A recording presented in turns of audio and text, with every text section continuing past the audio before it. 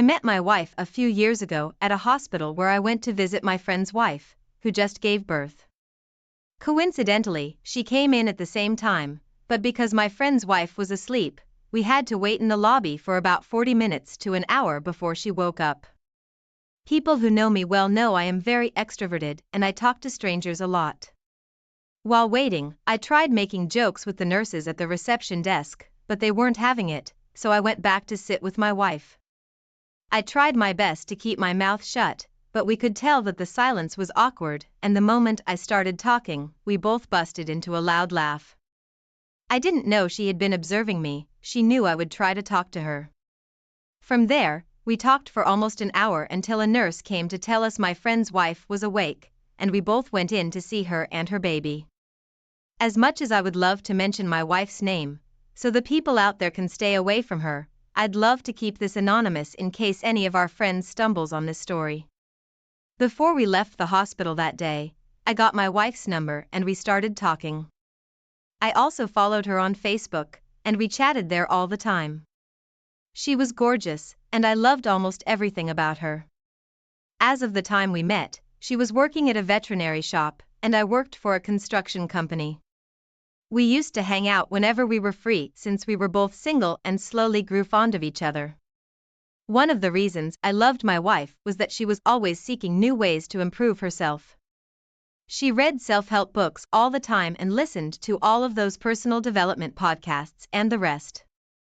Honestly, she also helped me build the habits of reading books and trying to become better, and it made me glad to have a partner who cared about my growth. Fast forward to some months later, we got so close, and we always told each other about what during work. Even without meeting my colleagues at work, she knew their names, roles, and everything that happened during work hours. The same applied to me. I knew everyone's name in the vet clinic she worked at, including the names of the animals that came in daily and those that returned. I was sure she was the one for me at that point, and I asked her out. When she said yes, I asked her to move in with me so we could begin to plan our lives and future together, and she did. She moved in with me, and we became a super couple. I loved her so much that I did everything for her. In fact, I didn't let her contribute to paying rent because I felt it was my responsibility to take care of her. I bought her whatever she wanted, and we went on many fancy dates together. Before I met my wife, I had been in 3 different relationships, but they all cheated on me, and none of my exes cared about me like my wife did, so I believed she was the one for me. In less than 3 months of dating, I met her family, and she met mine too. Our families knew we were dating each other, and we were pretty serious too. So, after 10 months of dating and living with each other, I asked her to marry me, and she said yes. Before we got married, we both agreed we would have kids after 3 years of being married, so we could spend time with each other, do the things we loved, and not have to put our lives on hold. Then most importantly, we would have saved enough money to give our children a comfortable life. A year after we got married, nothing changed, and everything was still beautiful and blissful, like when we were still dating. But things began to change between us after we celebrated our 2nd-year anniversary. My wife began to show less interest in the things she used to love, including our 2nd anniversary, which she used to look forward to, and that's when I began to suspect that something was wrong. It all started with her obsession with personal development, and she claimed she found this new mentor online. A man in his late 30s, who she asked to mentor her for a fee, and he agreed. According to my wife, this man was a life coach, and he had mentored many people in the past and helped them build their lives.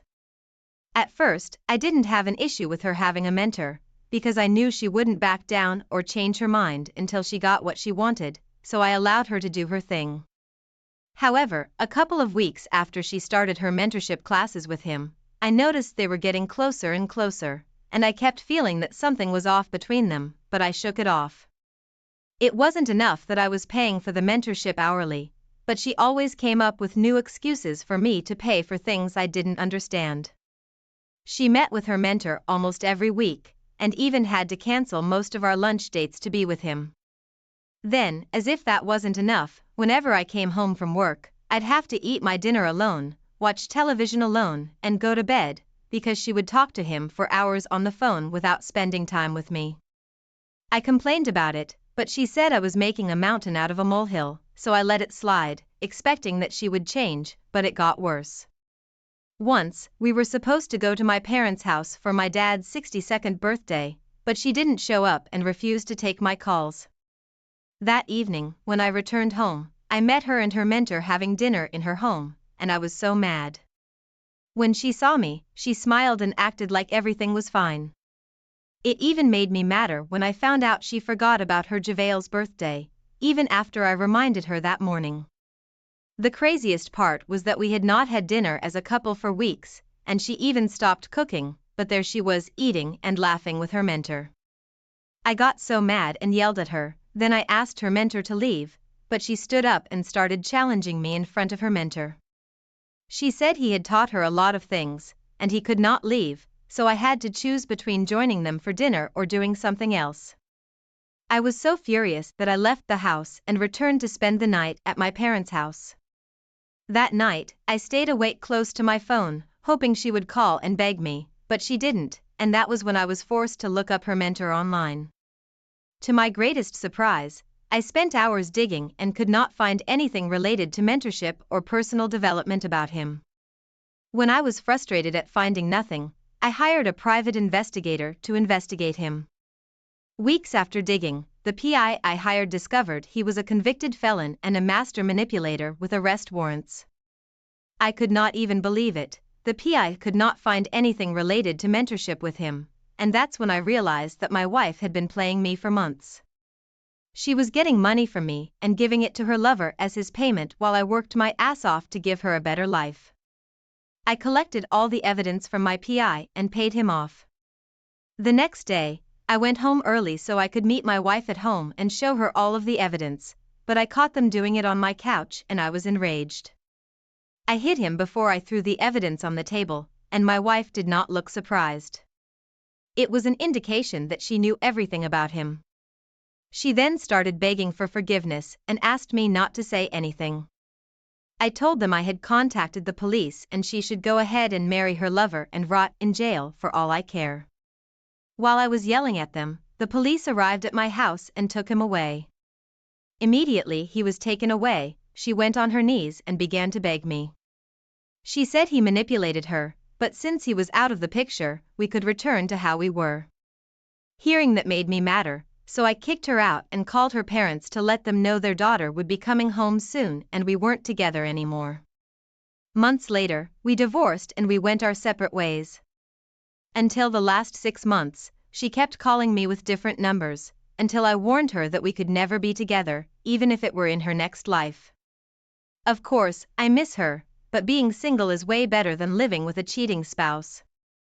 Even the last few months of our marriage were hell for me, so I'm glad I made the right decision. OP, I wonder why you didn't look up your wife's mentor before she started her mentorship classes. That was carelessness on your own part. It's just terrible that she played you and manipulated you to pay for classes that did not exist. Although it's hard, you made the right decision by kicking her out of your house and divorcing her. Such a woman does not deserve second chances because she would have cheated on you again, even if you forgave her. It's even more disturbing that she didn't show any remorse when you showed her the pieces of evidence, but most importantly, she is no longer in your life. Thank you for sharing with us. Now let's get into our second story for today. My wife and I fell apart after 2 years of marriage. My wife and I started dating around 2020 after the coronavirus struck the world.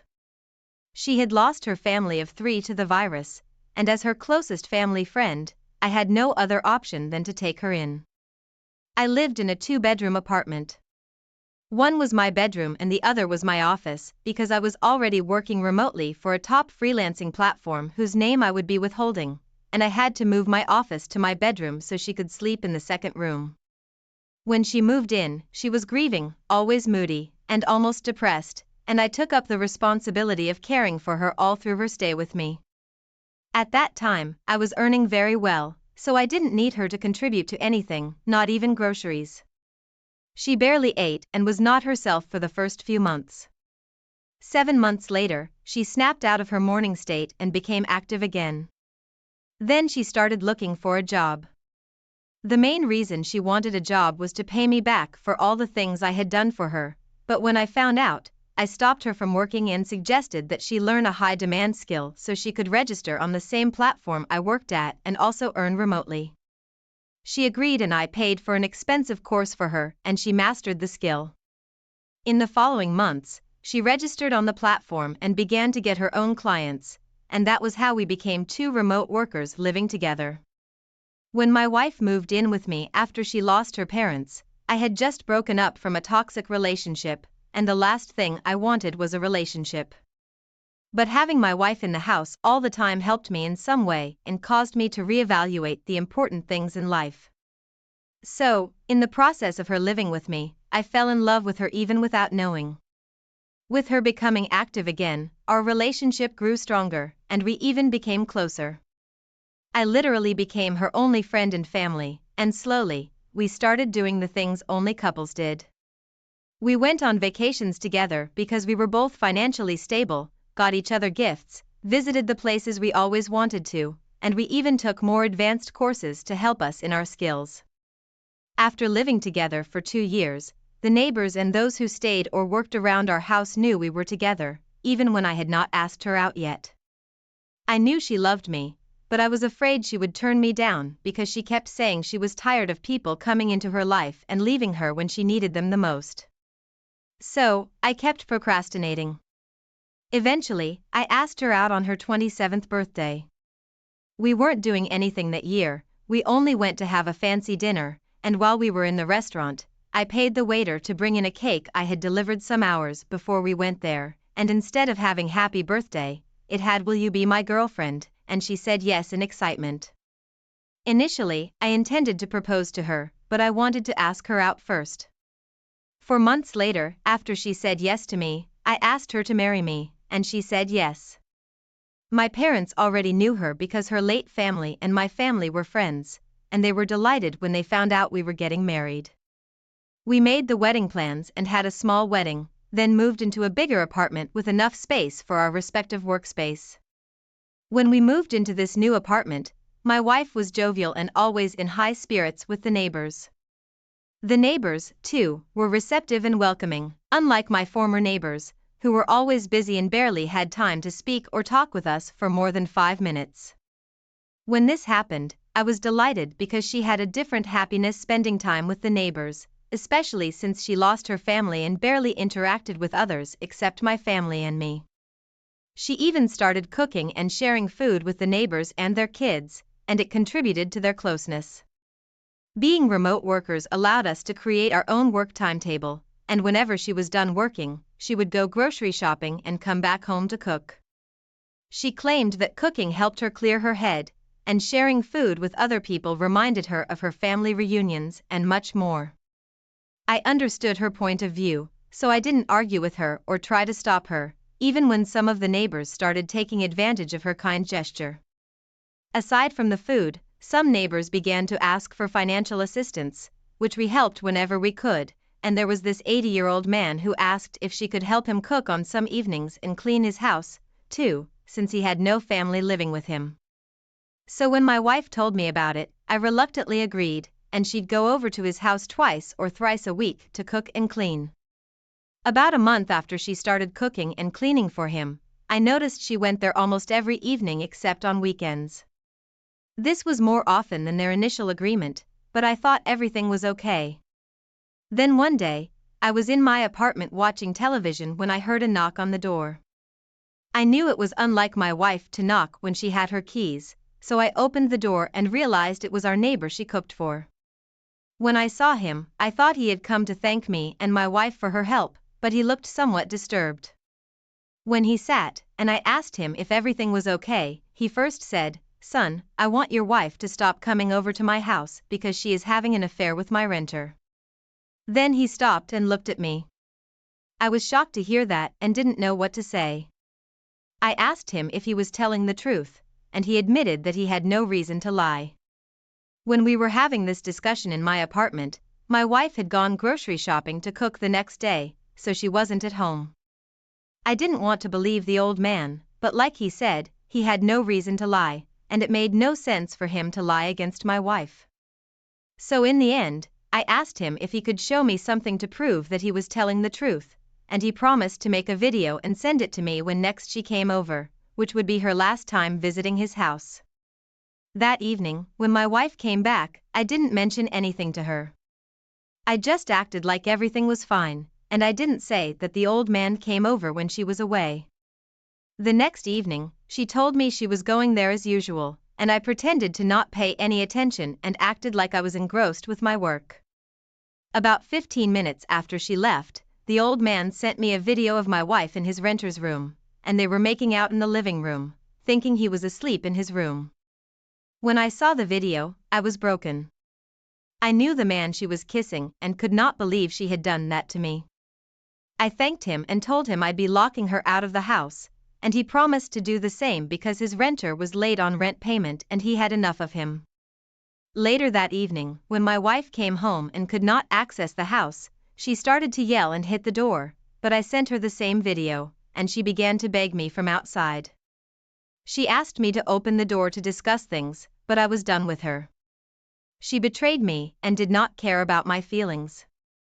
On the other end, her lover was kicked out by the old man, and they were both homeless that evening.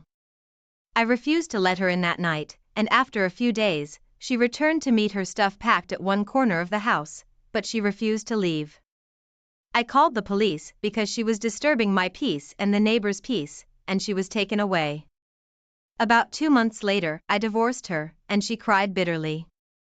She tried to emotionally blackmail me into staying with her, but I had enough of her nonsense. She said something about me being the only person she had left in the world, but I reminded her she had her lover now, and I cut all ties with her. It turned out that her lover was an illegal immigrant, and he fled the country when I threatened to arrest him on the day my wife came to pick up her things. So in the end, he left her, and she had no one else to turn to. It's been a couple of months, and I still feel stupid for being played like that, but I'm way better now, and I don't think I'll be ready to be in a relationship anytime soon. OP, you ended up with bad people in the past, and they took your love for granted. You should even be glad that your wife eventually showed her true colors early in the marriage and didn't lead you on for years. It would have been more heartbreaking with time. Consider yourself lucky to have a nice neighbor who could not watch your wife cheat on you. I know you did a lot for her, but this has nothing to do with you being at fault. I'm glad you made the right decision. Wish you all the best going forward. Thank you all for taking the time to listen to today's stories. If you enjoyed listening, please feel free to like and subscribe if you haven't already. Also, comment below with your thoughts on what happened. If there is a story you would like to share with me about your own situation or someone else's, then please do not hesitate to contact me. Alright, picture this. I'm up at the crack of dawn, as usual, whipping up scrambled eggs and bacon. It's kinda our thing, you know? Every morning, the house fills up with this cozy, sizzling sound that just screams, home. There I am, flipping bacon, when I stumble upon this little velvet box, sneakily hidden behind the coffee machine. My heart does this little skip beat thing. Inside? A necklace that's just wow. Sparkly, elegant, and so not expected. It's our anniversary, sure, but we're usually more low-key about it. Fast forward an hour, and he's on the phone in the study, his voice all hushed and serious. I'm not usually the snoopy type, but something in his tone, it's off. He comes out looking like he's seen a ghost, announcing he's got a fly out tonight for work. Emergency meeting in Paris, he says. Paris, of all places, on our anniversary.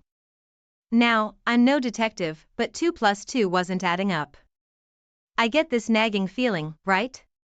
So, I do a little digging while he's showering. And there it is, in his travel bag, 2 tickets to Paris. My mind's racing, heart's pounding. 2 tickets? Why? I confront him, trying to keep my cool. A surprise trip for us, he says, all innocent. But his eyes, they're darting everywhere but my face. It doesn't sit right with me.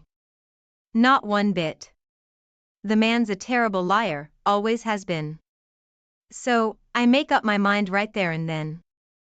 I'm gonna follow him. Crazy? Maybe. But my gut's screaming that something's way off. I tail him to the airport, heart in my throat, feeling like some spy in a bad movie. And there he is, at the check-in, all smiles and hugs with her. An old college friend of ours. Well, more his friend than mine, but still. It's like a punch to the gut, watching them, all cozy and laughing. My world, in that moment, just crumbles. So, there you have it. My picture-perfect morning turned into some twisted soap opera. But hey, what's a girl to do? Sit back and play the unsuspecting wife? Not a chance. This is just the beginning, my friend. The real show? It's about to start. So, where was I? Oh, right. Watching the love of my life board a plane to Paris with not me, but her. My heart? Shattered into a million pieces right there on the cold airport floor. It felt like a bad dream, except I was wide awake, and the nightmare was real. There's this ache, you know, deep in your chest, like someone's gripping your heart and won't let go. That was me, standing there, trying to wrap my head around what just happened. Dragging myself back home was a blur. The house felt empty, colder somehow. I found myself in our living room, surrounded by photos of us. Happier times, you know? Every smile, every hug, felt like a lie now. It was surreal, sifting through these snapshots of our life together, each one a punch to the gut. But then, something switched in me. Anger, maybe? Or just plain survival instinct. I wasn't just gonna cry and let this slide. No way. I turned detective, digging through bank statements, emails, anything I could find. And oh, did I find stuff? Hotel bookings in Paris, fancy dinners, the works. The evidence was right there, in black and white. Next stop? Legal advice. I met with a lawyer, laid all the cards on the table. It was a weird mix of emotions, explaining my mess of a marriage to a stranger. Anger, sadness, betrayal. But the lawyer? Cool as a cucumber, talking options and next steps. It felt good, you know, taking control. Even if it was control of a sinking ship. I wasn't done, though. Oh no. I wanted answers from her. So, I showed up at her workplace, all fired up, ready for a showdown. But she just brushed me off like I was some annoying fly. No remorse, no apologies. Just cold. That stung, not gonna lie. But it also lit a fire under me. I went nuclear. Social media, here I come. I posted everything. The evidence, the lies, the heartbreak. Let the world see what they were really like. It was a scandal, all right. My phone blew up. Messages, calls, you name it. Part of me felt vindicated, another part, terrified. What had I just done? Then he came back, tail between his legs, shocked by the backlash. Tried to explain, said it was a mistake, a moment of weakness. But his words? They just sounded empty, rehearsed. I was done listening, done trying to understand. This was beyond fixing. I told him I wanted a divorce.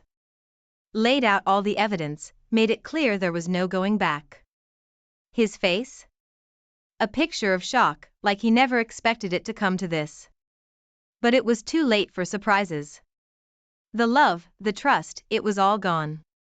Burned up in the fire of his betrayal. So yeah, that's where we're at. A marriage in ruins, a public scandal, and a heart that's still picking up the pieces. But you know what? There's this weird sense of freedom, too. Like I can finally breathe, finally start figuring out who I am without him. It's scary, sure, but also kind of exhilarating.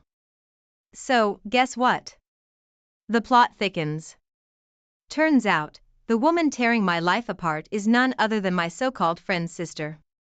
Yeah, you heard that right. My friend, or should I say, ex-friend now, had been sitting on this bombshell the whole time. The feeling of betrayal? It's like a double whammy. Not just from the hubby, but from a friend I trusted. Felt like I was living in some twisted soap opera. Now, if you know me, you know I don't take things lying down. Anger became my fuel, sparking this burning desire for revenge. Not just any revenge, though. We're talking scorched earth policy. I was plotting to turn their lives into a spectacle, something out of a reality TV show where everyone's watching the car crash but can't look away. First order of business? The joint accounts. With a few clicks, I froze them, leaving him high and dry. Petty? Maybe. Satisfying? Absolutely. Watching him scramble to figure out his finances was like getting a front row seat to karma in action. But why stop there? The lover, or the other woman, as I like to call her, was next on my list. A little digging, a few emails later, and bam. The evidence of their affair landed right on her employer's desk. Can't say I wasn't a tad bit proud when I heard she got the boot. Harsh? Sure. But fair? I'd say so. The fallout was epic. Both of them, social pariahs overnight. His career took a nosedive, and hers wasn't even on the radar anymore. The whispers, the stares, the outright shunning. It was like watching dominoes fall, and I'd flicked the first one. Then came the divorce proceedings. He had the gall to beg for forgiveness, can you believe it? As if a simple, sorry, could stitch everything back together. But I stood my ground, unyielding. This was about respect, about what I deserved. And what I deserved was more than half-hearted apologies. The battle for assets was like the final scene of a drama. Lawyers, arguments, and endless paperwork. But when the dust settled, I came out on top. A significant chunk of our assets was now mine, leaving him financially and emotionally bankrupt. So, there you have it. From blissful ignorance to a whirlwind of betrayal and revenge. It's been a wild ride, one I wouldn't wish on my worst enemy. Well, maybe on him. But through all the chaos, the heartache, and the drama, I found something unexpected, strength. And maybe, just maybe, a chance to start over on my own terms. So, here's where the story takes a turn. Picture this. Me, starting fresh, kinda like hitting the reset button on life. After all the drama, I dove headfirst into my career, picked up a couple of hobbies, and just focused on me for a change. Felt good, liberating even. Like I was finally breathing after being underwater for so long. But life, with its twisted sense of humor, wasn't done with me yet. At a mutual friend's party, guess who I bump into? Yep, Mr. X himself. The air got thick with tension the moment our eyes met. It was like the universe paused, waiting to see who'd blink first. We ended up in this heated confrontation, right there among the remnants of a party that had quickly turned into a battleground. He had the nerve to blame me, saying I'd overreacted, that I'd blown things way out of proportion. Can you believe that? I stood my ground, threw his betrayal right back at him, letting him know in no uncertain terms that what he did was unforgivable. Then, in front of everyone, I laid it all out, the lies, the deceit, every shady thing he'd done. It wasn't pretty. Watching him squirm, trying to come up with excuses, it was almost satisfying. Almost. The room went silent, all eyes on him, and just like that, he was the pariah. Left standing alone, while whispers filled the room. But I wasn't done, not by a long shot. I started plotting, thinking of ways to ensure his downfall was complete. I reached out to his business partners, armed with evidence of his untrustworthiness. It was like watching dominoes fall. One by one, they backed away, leaving him stranded in a sinking ship of his own making. His reputation? In the gutter. His career? Spiraling faster than he could comprehend. And then, there was her, the other woman, coming to me with apologies, trying to mend bridges she'd burned to the ground. But I was done. I didn't need her apologies or her excuses. I had my moral victory, and that was enough. He ended up isolated, a man without a country, so to speak. His friends, his associates, they all turned their backs on him. And when he tried to drag me through the mud with a slander case, well, let's just say the court didn't buy what he was selling. Winning that case? It was the cherry on top. So, there I was, having gone from the depths of despair to standing tall, vindicated. Sure, the road was messy, filled with revenge and anger, but it led me to a place of strength. I learned that sometimes, starting over isn't just about building something new, it's about reclaiming who you are and what you stand for. And let me tell you, standing on my own 2 feet, breathing in that sweet air of independence, I've never felt more alive. Let me tell you, it's been a roller coaster. There I was, sitting in the quiet of what used to be our home, the dust settling around me. Reflecting on everything that went down, part of me felt this deep, unsettling justification. I had done what I needed to do, right? But with him gone, the house felt emptier than ever, my victories hollow. I was alone, truly alone, and it made me question if it was all worth it. Then, out of the blue, I hear he skipped town, moved abroad. Trying to outrun the scandal, or maybe just me, it hit me harder than I expected. Despite everything, part of me still clung to the man I thought I knew. So, I did what any self-respecting, heartbroken soul would do. I poured it all into a final message to him. A goodbye letter that was more for me than him, filled with everything I wished I could say to his face. It was liberating and heart-wrenching, all at once. But life has a funny way of throwing you curveballs. Digging deeper, I uncovered more lies, more betrayals. It was like peeling an onion, each layer stinging my eyes a bit more. It justified my actions, sure, but it also left me feeling empty. Was this really the man I had loved? In the midst of my turmoil, my support system showed up in ways I couldn't have imagined. Friends, family, even acquaintances reached out, offering shoulders to cry on, ears to listen. It was overwhelming, this sense of community, of not being alone in my fight. They validated my feelings, my actions, reminding me that I was more than this betrayal. Empowered by their support, I took a leap. I started speaking publicly about betrayal, about finding strength in the rubble of a shattered relationship. It was scary, putting myself out there, but the response was incredible. People listened, they related, and they supported me. It was a reminder that my story, as unique as it felt, was shared by many. Then, when I least expected it, someone new walked into my life. It was tentative at first, both of us dancing around our baggage. But there was something there, something worth exploring. I found myself learning to trust again, but this time, I kept a piece of myself just for me. Independence became my new mantra. Of course, not everyone saw my actions in a positive light. The backlash was swift and sharp, with whispers of vindictiveness following me around. It complicated things, making social situations a minefield. But it also taught me a valuable lesson. Not everyone will understand your journey, and that's okay. So here I am, navigating this new life I've built from the ashes of my old one. It's not perfect, far from it. But it's mine, and it's filled with possibilities. Who knows what the future holds? But one thing's for sure. I'm ready for it, come what may. You know, revenge is a tricky thing. At first, it felt like justice, like I was righting all the wrongs he'd done to me. But sitting alone in the quiet aftermath, I started to see the cost. Not just to him or her, but to me. My peace, my happiness, it all took a hit.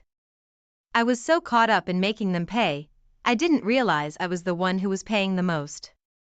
Then, bam. A curveball out of nowhere. A mutual friend, someone who'd been silent this whole saga, comes forward with a bombshell.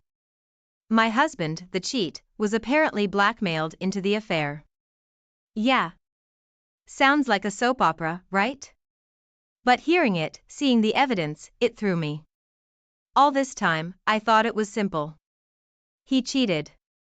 I retaliated. End of story. But it wasn't. It was messier, more complicated. That revelation? It had me all twisted up inside. Was my revenge justified? Or was I just another player in this messed up game?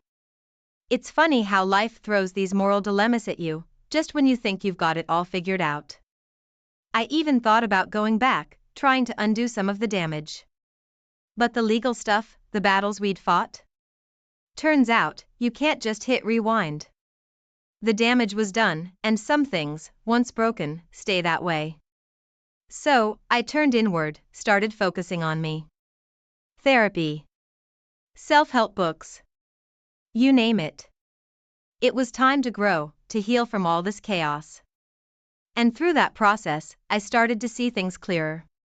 The deeper I dug, the more I realized how much manipulation had been at play. It wasn't just the affair. There were lies, deceit, layers of betrayal that went beyond what I'd known. It stung, sure, but it also reaffirmed my decision to walk away. But here's the kicker. Through all this mess, I found a voice I didn't know I had.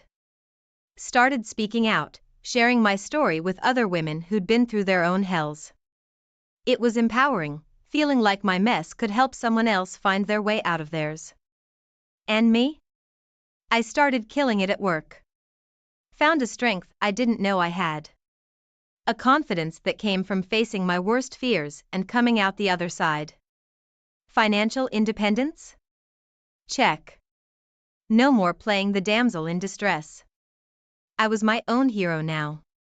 Then, as fate would have it, I ran into him. Abroad, of all places. He tried, in his own way, to make amends. But standing there, looking at him, I realized there was nothing left to say. Forgiveness? That ship had sailed. I'd moved on, built a new life from the ashes of the old one. And him? He was just a ghost from the past. So, I walked away. Not with anger, not with hate, but with a quiet strength. I'd lost so much, but in the process, I'd found something too. Myself. And as I stepped into my new life, I knew there was no looking back. The chapter was closed, and a new one was waiting to be written. Just me, my strength, and a world of possibilities. The moment I step into the quiet of our home, the air heavy with the scent of Tom's cologne mixed with the faint aroma of the dinner I had left warming in the oven, I know something's off. The routine is too familiar, too much like a well-rehearsed play where Tom and I play our parts as the ever-busy husband and the ever-understanding wife. He's usually buried in spreadsheets by now, his glasses perched on the bridge of his nose, a visual barrier as much as an actual one between us. Then there's me, Jenna, slipping off my nurse's shoes with a sigh, bracing for another evening of monotonous conversations about bills and what's for dinner. Except, tonight, the monotony breaks. Tonight, I don't want to talk about the electric bill or the leaking faucet. My mind's replaying a different scene, one that plays out in the vibrant buzz of a local coffee shop where I met Alex. Alex, with his camera always slung over his shoulder and a smile ready to disarm. We bonded over our shared interests in art and music, things Tom had filed away under Jenna's hobbies. With Alex, my laughter came easier, more genuine. It was refreshing, intoxicating even. The memory of our first kiss rushes back with unexpected intensity. It was one of those cliché scenes right out of a movie.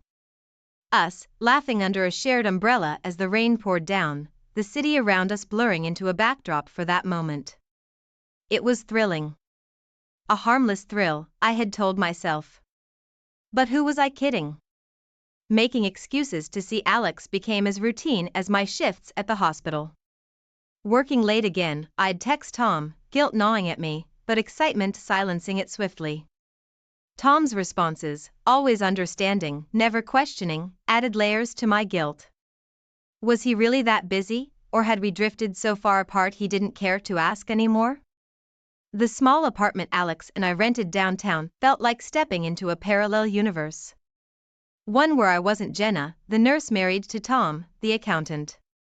In that space, I allowed myself to forget the vows I had taken, the life I had built. It was our world, separate and secret. But secrets have a way of making themselves known. The day I found a receipt from the apartment in my jacket was the day I thought my world would come crashing down. Tom found it, I'm sure. He had to. Yet, he said nothing. Did he know? Was he waiting for me to come clean, or had he simply not pieced it together? I remember brushing off the incident, convincing myself I had dodged a bullet. But as I stand in our kitchen, the silence of our home wrapping around me, I can't help but feel the weight of my actions. Dodging a bullet, maybe. But at what cost? The buzz of my phone cuts through the hum of our dinner conversation, a sudden jolt to the otherwise uneventful evening. I glance at the screen, a flurry of messages from Alex lighting it up, and I feel a twist in my stomach. Just work stuff. I laugh it off, locking the phone and sliding it back into my purse. Tom nods, his fork pausing mid-air, then continues eating. His disinterest is a punch to the gut, a silent reminder of the widening gap between us. The thrill of sneaking around with Alex, once electrifying, begins to sour as he pushes for more. We could have something real, he insists one evening, his eyes searching mine for a commitment I'm not ready to give. We're just having fun, I counter, the words tasting like a lie on my tongue. Alex's smile doesn't reach his eyes as he nods, but the unspoken tension between us thickens. The day I forget my phone at home marks the beginning of the end. Returning to find it on the kitchen counter, I'm immediately struck by a sense of foreboding. The unread messages from Alex glare accusingly from the screen, and Tom's silence that evening is a heavy, suffocating blanket over us. He knows. The thought is a cold, slithering dread in my veins. Tom's behavior shifts subtly in the days that follow. He starts coming home late, his presence in the house like a ghost, our conversations dwindling to nothing. The discovery of a brochure for a couple's retreat in his car adds layers to my guilt. He's trying, in his own way, and I'm destroying us. The guilt becomes a constant companion, gnawing at me, urging me to end the affair. I promise myself I'll do it, but when faced with Alex, the words stick in my throat. Next time, I tell myself, a mantra of procrastination that buys me momentary peace, but deepens the pit inside me. Then, out of nowhere, Tom asks, "Are you happy?" The question catches me off guard, a simple inquiry that feels like an accusation. I stumble over my words, a mess of half-truths and deflections. He looks at me, really looks at me, and for a moment, I see the man I married, the depth of his pain mirrored in his eyes. He doesn't press further, but the question hangs between us, a chasm too wide to bridge with words. The chapter of our lives together is fraying, threads pulling loose with every lie, every secret meeting. The thrill of the affair has lost its sheen, replaced by the stark reality of my choices. Tom's question echoes in my mind, a reminder of what's at stake. Am I happy? The answer is as complex as the web of lies I've woven, a tangle of emotion and regret that binds me tighter with every passing day. The moment I make up my mind to end things with Alex, it feels like I'm standing at the edge of a cliff, the ground crumbling under my feet. I can't do this anymore. I whisper across the table at our favorite secluded spot, the words hanging heavy between us. Alex looks at me, hurt flashing across his face before he masks it with a nod. I understand, he says, but his voice betrays the pain he's trying to hide. The finality of the moment is suffocating. The very next day, a bouquet of flowers arrives at my work, their beauty a stark contrast to the turmoil inside me. The note attached reads, "I'll always be here for you," and I can almost hear Alex's voice in my head. My colleague shoots me a curious look, eyebrow raised in unspoken question. I brush it off with a forced smile and bury myself in my work, the flowers a bittersweet reminder of what I'm trying to leave behind. Meanwhile, Tom starts making efforts that catch me off guard. One evening, he pulls out a playlist of songs from bands I hadn't heard in years, a clumsy but earnest attempt to connect over my love for music. Another day, he suggests visiting a gallery showcasing modern art, something I've always enjoyed but rarely shared with him. It's as if he's trying to stitch the growing gap between us with threads of shared interests, and it's both heartwarming and heartbreaking. Caught in this emotional tug of war, I vow to distance myself from Alex, hoping the space will dull the sharp edges of my feelings for him. But it's not easy. Memories of our time together linger, unbidden and unwelcome, in the quiet moments of my day. Then, Tom surprises me with concert tickets, a band I offhandedly mentioned months ago. The gesture is so thoughtful, so unlike him, it brings tears to my eyes. I thought we could use a night out, he says, handing me the tickets with a shy smile. It's a moment of raw vulnerability, and it makes my heart ache for the pain I've caused. Determined to mend the fractures in our marriage, I throw myself into our relationship with renewed vigor. We explore the city like tourists, trying new restaurants and laughing together in a way we haven't in years. For the first time in months, I feel a glimmer of hope that maybe, just maybe, we can find our way back to each other. But then, a message from Alex shatters the fragile peace I've been clinging to. I miss us, it reads, and my heart constricts at the words. I delete the message without replying, a knot of guilt and regret forming in my stomach. The choice I've made is clear, but the path to healing is fraught with reminders of the past I'm trying to leave behind. As I navigate this maze of emotions, I'm constantly reminded of the consequences of my actions. The effort to rebuild my marriage with Tom is a daily commitment, a promise to myself and to him that I'm all in, even as shadows of my affair with Alex threaten to darken the fragile new beginning we're trying to carve out together. The moment I see Tom's laptop screen, an icy dread clutches at my heart. An email, glaringly open, with the subject line, Investigation Findings, and my name mentioned alongside Alex's. I snap the laptop shut, my hands trembling, my mind racing. How long has he known?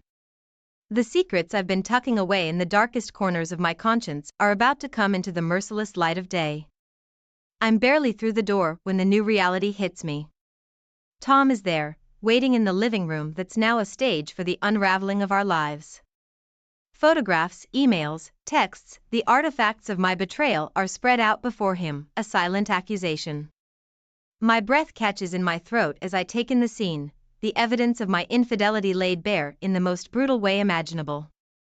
Tom's voice is calm, eerily so, as he asks me to sit.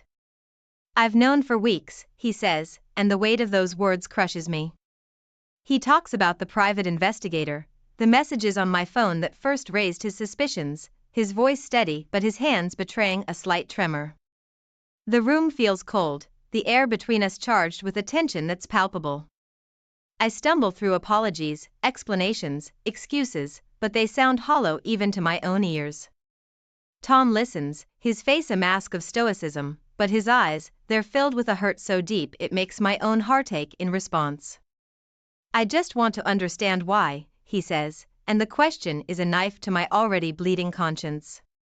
Was it something I did? His vulnerability in that moment is more devastating than any anger could have been.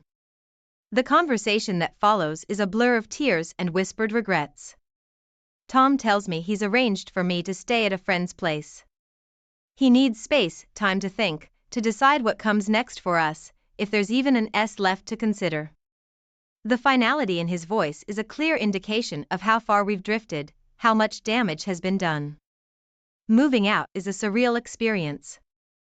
The life we built together, now fragmenting with every step I take away from our home. I reach out to Alex in a moment of weakness, looking for comfort in the very place that brought me here. But even he's pulling away, suggesting perhaps it's for the best. The isolation is complete. Hearing that Tom is a therapist hits me harder than I expect. He's grappling with the betrayal, trying to find a way through the pain I've caused. It's a reminder of the depth of the hurt, the complexity of the emotions involved. I attempt to reach out to Tom, to bridge the chasm that's opened up between us. But the conversations are stilted, polite to the point of being impersonal. He's courteous, but distant. A clear sign that the man I married, the man I hurt, is retreating behind walls I might never breach again. This chapter of our lives, once filled with shared dreams and laughter, is closing.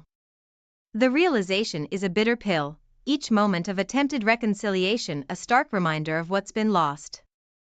The path forward is uncertain, shrouded in the fog of regret and the painful process of coming to terms with the consequences of my choices. The day my birthday came and went without a word from Tom was the day I knew with piercing clarity he had moved on. The silence was a chasm, echoing louder in my heart than any words of anger or betrayal could have. It was the sound of a door closing, softly but irrevocably, on a chapter of our lives I had never imagined would end this way. I heard about Tom's promotion at work through the tangled grapevine that still connected us, albeit loosely. He was excelling, diving into his career with a zeal I hadn't seen in years. It was a bittersweet realization, knowing that in some twisted way, my betrayal had propelled him to find success in other areas of his life. It was a small comfort, overshadowed by the vastness of our personal tragedy. Around the same time, Alex decided to move to another city.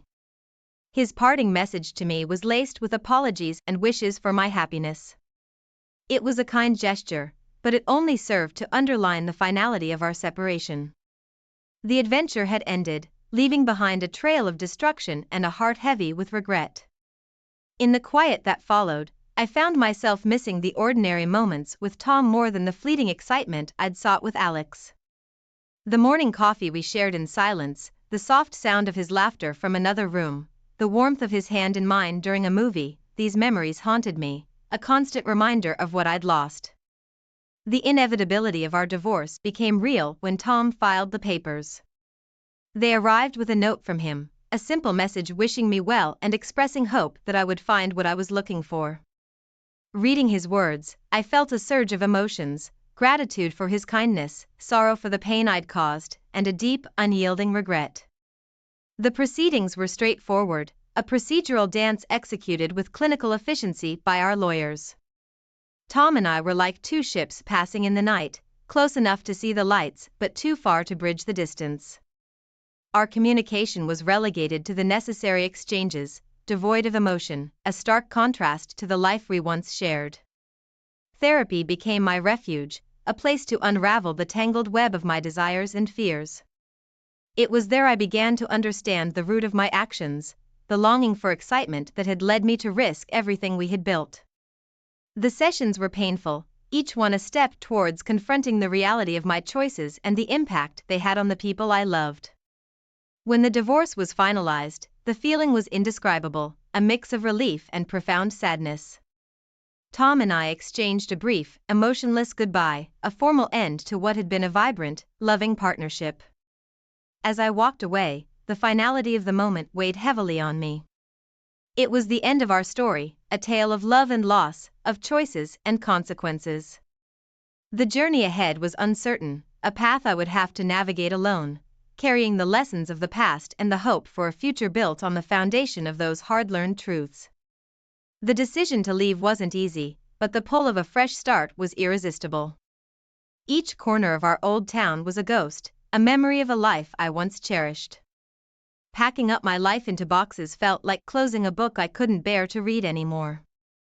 So, I turned the page to a new city, a place where no one knew my story or the mistakes I'd made.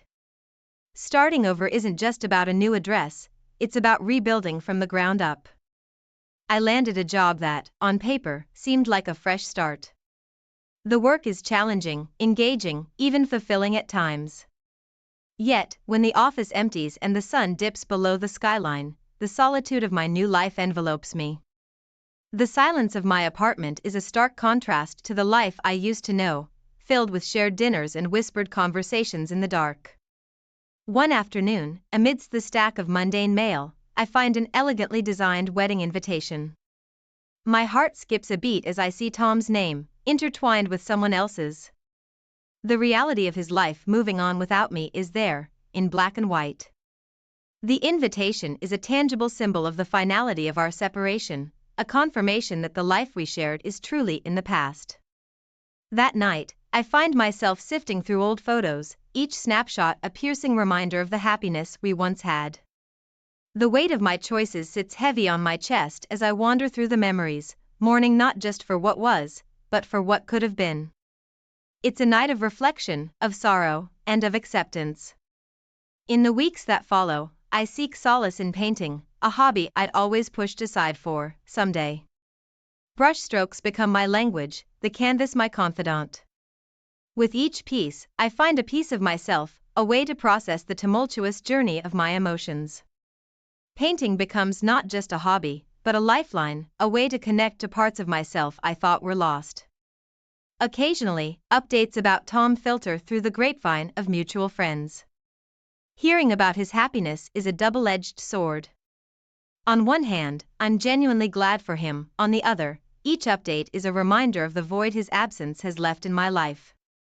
Eventually, I dip my toes back into the dating world, but the waters are cold, uninviting. Each date feels like a pale imitation of the connection I had with Tom. The comparisons are inevitable, each laugh that doesn't quite reach my eyes, every conversation that skirts around the depth we shared. It's clear that moving on isn't just about geography or new experiences, it's a deeper, more challenging journey. This chapter of my life is marked by growth, by the painful but necessary process of moving forward. There are moments of profound loneliness, but also flashes of hope, glimpses of a future where the pain of the past is a distant memory. It's a path fraught with challenges, but also with opportunities for rediscovery. As I navigate this new life, I hold on to the belief that each step forward, no matter how small, is a step towards healing, towards a future where I can look back without regret. The moment I step into the wedding venue, a wave of emotions crashes over me. It's a surreal feeling, attending the wedding of my ex-husband, Tom, a gesture of goodwill on my part but also a step towards finding closure. Watching him, so obviously happy and in love, is a punch to the gut, yet it brings with it an unexpected sense of peace.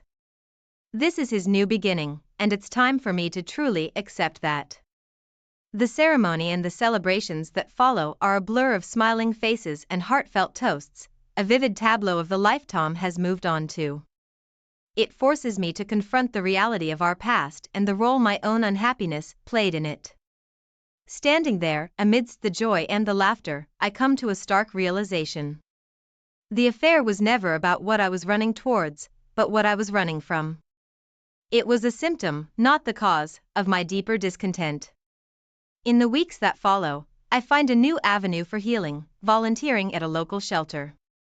It's there, among the faces of those who have endured so much, that I start to find a semblance of purpose.